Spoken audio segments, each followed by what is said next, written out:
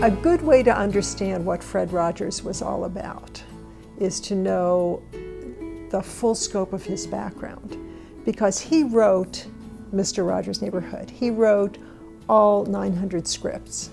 He wrote all the music for the programs, over 200 songs. He did almost all the puppets, the voices, and the manipulation. He created the program. He was the host. This was really from him. So the real question is, where did all this come from?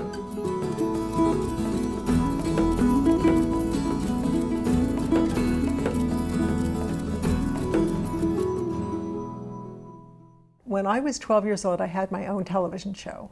It was called The Happy Hedda Show, but it was just in front of the mirror. I was fascinated by this thing called television, and I just used to play about being on television. We had a set of stairs, a landing, and a mirror in front of which I would do this Happy Hedda Show. And I always say to people, you just never know where the seeds of children's play will lead them.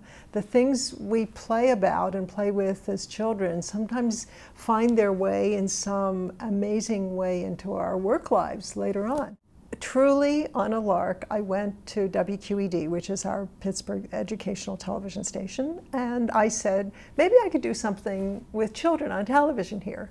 And the man who interviewed me said, I'm sorry, there are no jobs here now, and you can't teach on television unless you have a teaching degree, which I didn't have.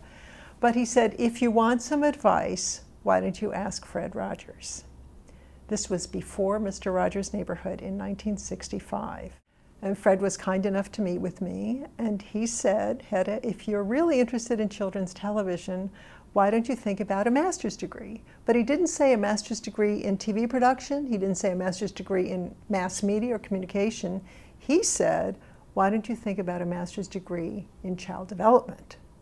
And what I heard in that was, the important question is not so much, what can we give children on the screen? What should we give them anywhere? The real question is, what are they bringing to us? Is who are they?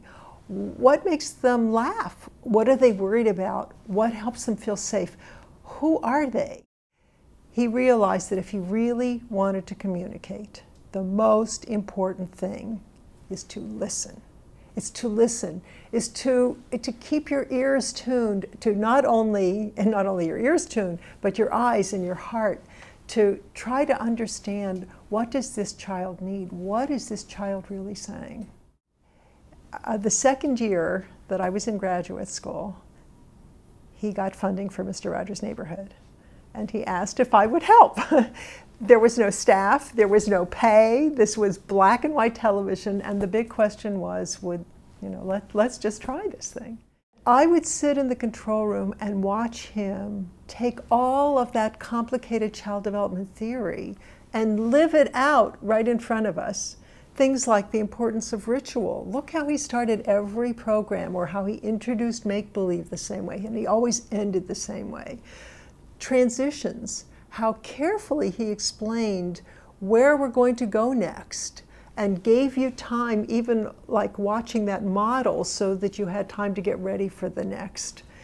And even what he did with his sweater and sneakers. Why was he changing? In part, it's to say, I'm going to put away my work clothes and just spend this relaxing time with you. A sweater and sneakers sort of symbolize that.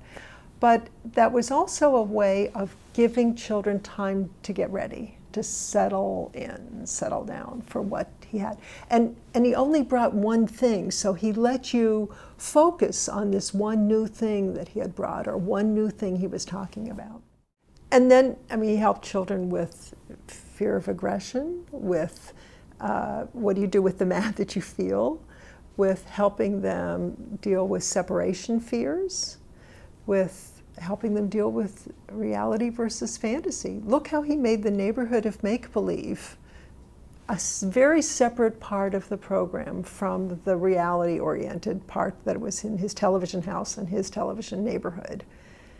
And I even remember once something happened in make-believe where they were making cookies, and he would say, 3 taps and turn around twice and presto. And in make-believe, this magician made the cookies, presto, they just appeared. And we came back to Mr. Rogers' house and he said, let's try that. 3 taps, turn around twice, and presto, nothing. Because that's not how things happen in the real world. So what he was doing was giving children the same kinds of things that we were learning about in graduate school. So for me, it was a remarkable learning experience, just watching him. And I guess because of my background, I could see in it things. Most people just think, oh, what a nice program. You know, he's a nice man, he's doing nice things. But the depth is really remarkable. He told me once, I liked the way he phrased it, he said, I soon saw that commercial television was going towards greed and away from gift. And he wanted to be a part of gift of television. Fred took courses at the Pittsburgh Theological Seminary, and he ended up, after 8 years, with a Master's of Divinity. He took a lot of pastoral counseling courses. I guess you can sort of hear that in his work. And then he was ordained as a Presbyterian minister with a special charge of serving through television. All right, now on top of this, one of his wise professors at the seminary said, they had to do a case study on an adult, and this professor said, rather than doing it on an adult, since you want to do your life work with children, why don't you study child development on the graduate level? Why don't you go over to the University of Pittsburgh? Now, at the University of Pittsburgh, the child development program when Fred was there and when I was there was, of all places, in the School of Medicine.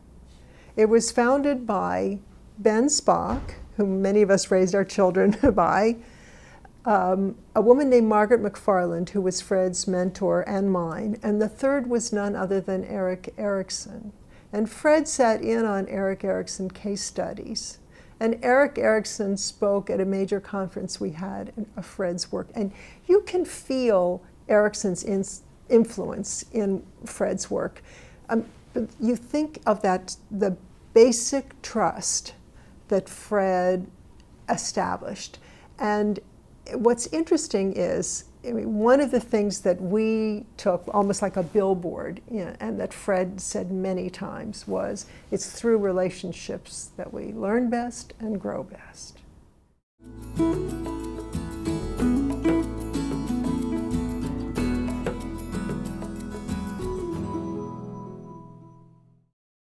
When Fred set himself out to develop a background for communicating with children, he spent his time listening to children. And I think that's what gave him, and learning about them. He was a lifelong learner. And what happens then is that when he could take children into a factory and talk about what he was seeing there, he could ask the questions that a child might ask. When he found the fish dead in the tank, he could think about it through the eyes of a child because he had immersed himself in that world to say, help me understand this.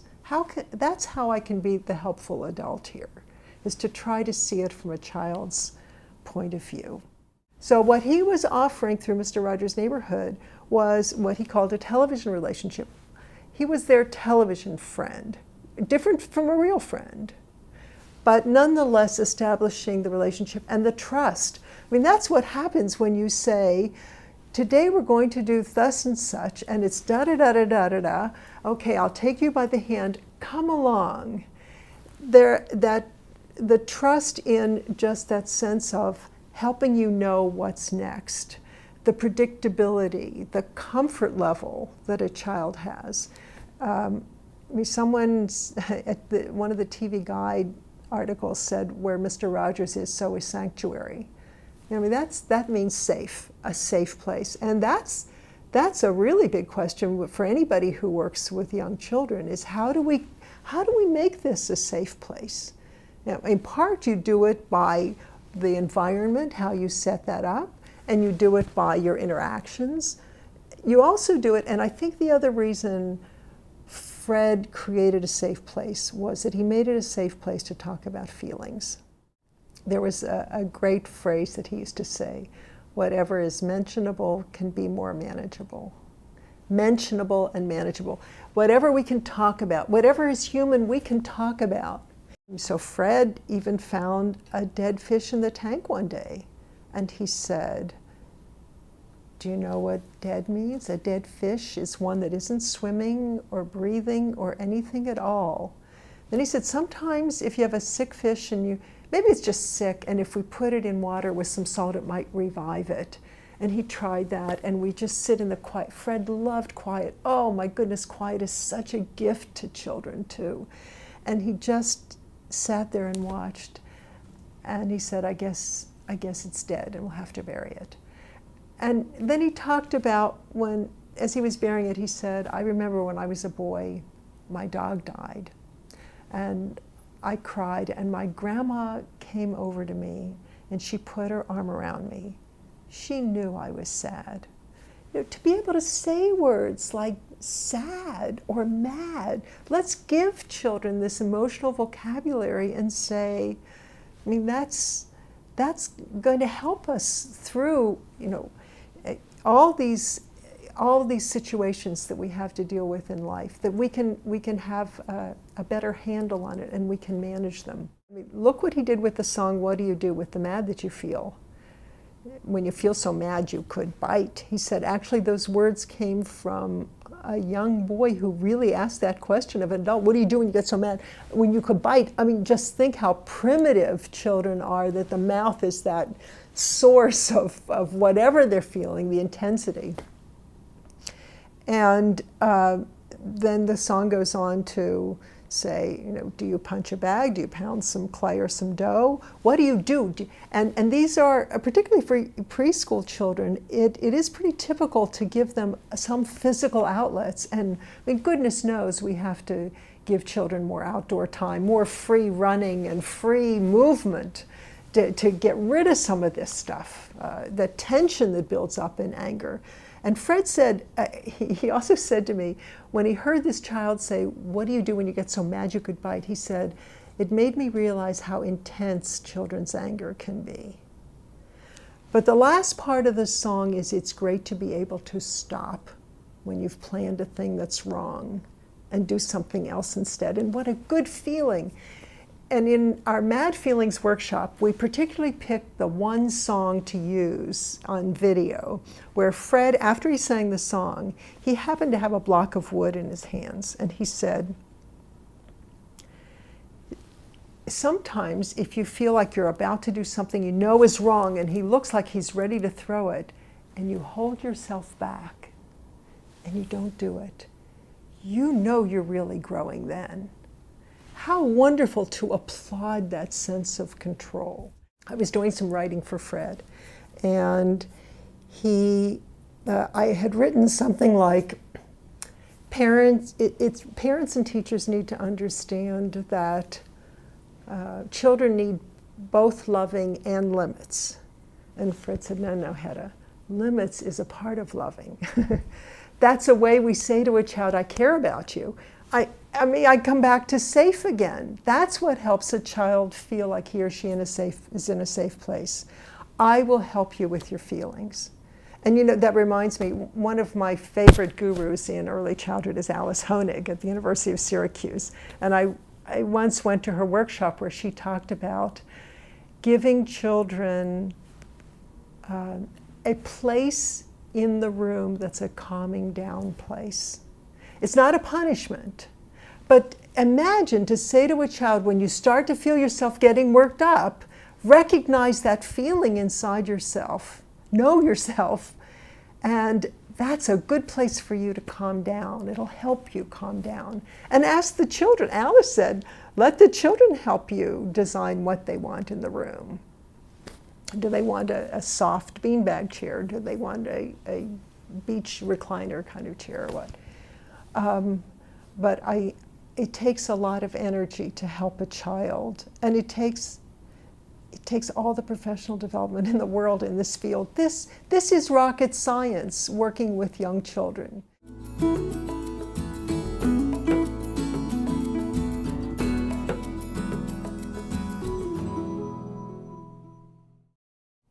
One of the things I always admired in Fred Rogers was his ability to be childlike and not childish. He knew where that line was. And I think it comes from trying to see the world through the eyes of a child.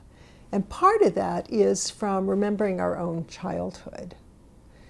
I mean, it's very hard actually to take ourselves back to 3 and 4 years old. But there are things about our childhood that we can still find helpful in understanding children. For example, one of our favorite Mr. Rogers pieces was A Visit with Ella Jenkins, where she taught Fred and Chuck Aber, who was one of the neighbors, a song with hand motions. Head and shoulders, baby. 1, 2, 3, head and shoulders, and Fred could not get it. And he was going up, and she was knees and toes, and he was up, and he was trying to figure this thing out, and he couldn't follow. But he never gave up, and he just kept going with it. And then as he said goodbye to her when it was over, and he walked up into his television house. He was outside of the veranda, and he came up the steps, and he was still doing this, and he said, "That was hard, wasn't it?" Now, what's interesting is that we as adults have experiences that are really hard for us to learn. And if we keep that in mind, for example, think about what it feels like when you get a new cell phone. You know, what happened with my new cell phone is every time I picked it up, I ended up taking a photo of my thumb. Somehow I must have been grabbing it at some funny place and trying to figure out how to unmute this thing. The frustration and feeling flustered and feeling stupid. And the piece that Fred did with Ella that day was remarkable in that he did not say, "Let's do this over." And we didn't tape Mr. Rogers' Neighborhood, a whole program all the way down to the end. We taped it in small chunks. And it would have been nothing for him to say, "Oh, we'll do this over." Or maybe he could have said to Ella, "I bet you've got an easier song in your repertoire. Give me an easier one to do." He left it in because it helps us know it reminds us that even as adults, we can understand how hard it is to learn new things and that you make mistakes at first. And if we can understand those things in ourselves, it makes it easier to understand them in the children and to be there for them when they need us. That scaffolding that comes from empathy and says, "How can I help you with this? Let me try to understand who you are." That's the kind of help I want from somebody. And why wouldn't we do that with the children? What does it mean to really connect with a child? And certainly one of the important ways to connect with a child is to say that child's name in the conversation and to pronounce it right. I know there are children whose names are so hard to click if that's not the language and the alphabet that you're used to hearing, the sounds you're used to hearing, but you just got to find a way to work on it. You know how it feels when someone includes your name in the conversation. It somehow says, "I see you." In fact, one of my favorite novels, I love reading historical fiction, and one of my favorite novels was The Last Living Confederate Widow Tells All. And there was a line in it that, oddly enough, I think it came from a time when she was in a nursing home. The line was, "Notice is like oxygen." Notice.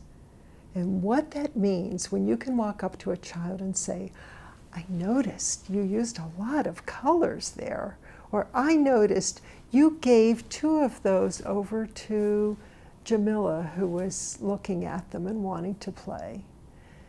That notice, and notice is like oxygen. A reporter once asked him early on, "Why don't you spend more time with numbers and letters, teaching children those kinds of things?" And Fred said, "It's because I would like to give children the tools of learning." There are things like curiosity, wondering, trying to figure things out, problem solving, getting along with others, being able to talk about your feelings. When we say to children, "Use your words, help me know how you feel." The ability to calm yourself down, control yourself, that self-control, to cooperate with others, to listen, even to listen to an adult talk to you so that you're processing what the adult is saying, to focus your attention.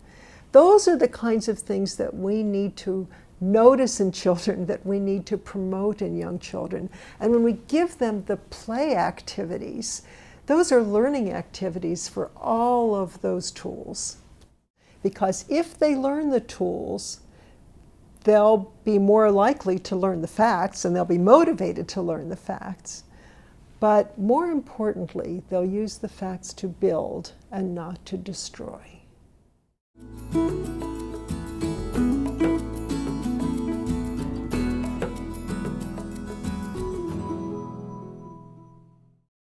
There is a program that Fred made in 1980 that is so stirring and strong that I can show it today to an audience no matter where they are and have people take away something really important from it.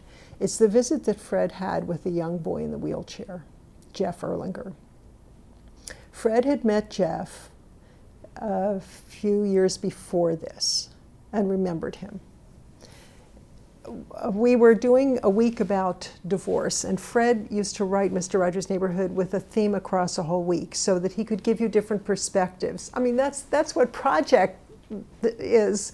It says, let's not just do magnets today, we'll put them away, and tomorrow we'll do magnifying glasses, and tomorrow we'll do this. Let's expand children's understanding of something and help them really integrate it and catch it on whatever level they're at. So during this week about divorce, interestingly, Fred wanted to make the point, and he was very subtle, never said it, but he wanted to make the point that some things can be repaired and some things can't be repaired. So he thought, let's have a visit with a child who has a physical disability that can't be repaired. And also, the visionary Fred was, this was 1980, during that week we also visited a factory where they make electric cars. So he wanted a child with a physical disability in an electric wheelchair.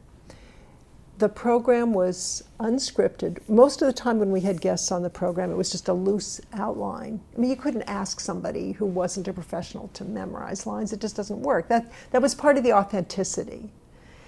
And the second thing, besides it being unscripted, is it was unrehearsed. We didn't want to tire Jeff out. His family had come from Madison, Wisconsin. It took them 2 plane trips to get there. And we just said, let the tape roll.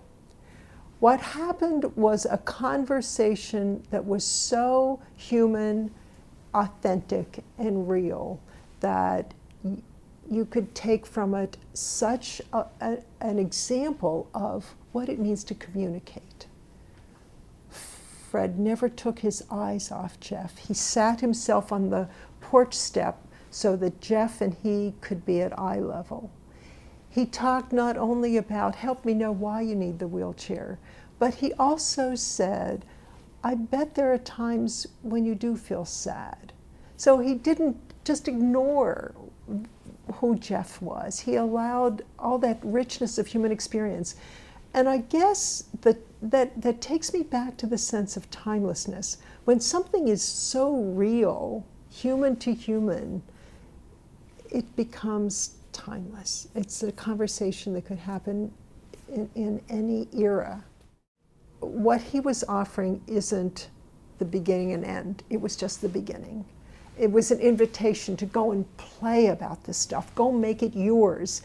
When he went to get a shot, he said afterwards, he took a Raggedy Ann doll and he said, when I was a boy, I used to play about things like this.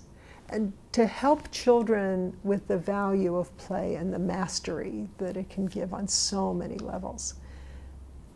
How did Fred manage to be so timeless? Mr. Rogers' Neighborhood has been on the air for 40-some years, 44 years. Fred used to say, the outsides of children may have changed, but not their insides. And when you spend your life trying to understand what those early years are about, think of the foundation for everything in life that comes there. trust, autonomy, initiative, particularly, and understanding that these aren't just things that we deal with and then say, okay, I'm done with that, I'll close the door, I can move on. They're things that we rework all our lives. And they're basic. They're basic human needs, feelings, concerns. And Fred somehow, in his authenticity, was able to create a safe place where he could talk about these very basic things they're not only for children, they're for adults. Like Fred always said, the important thing is not that they're connecting with me. The important thing is how can we use this to help them connect to the real people in their lives.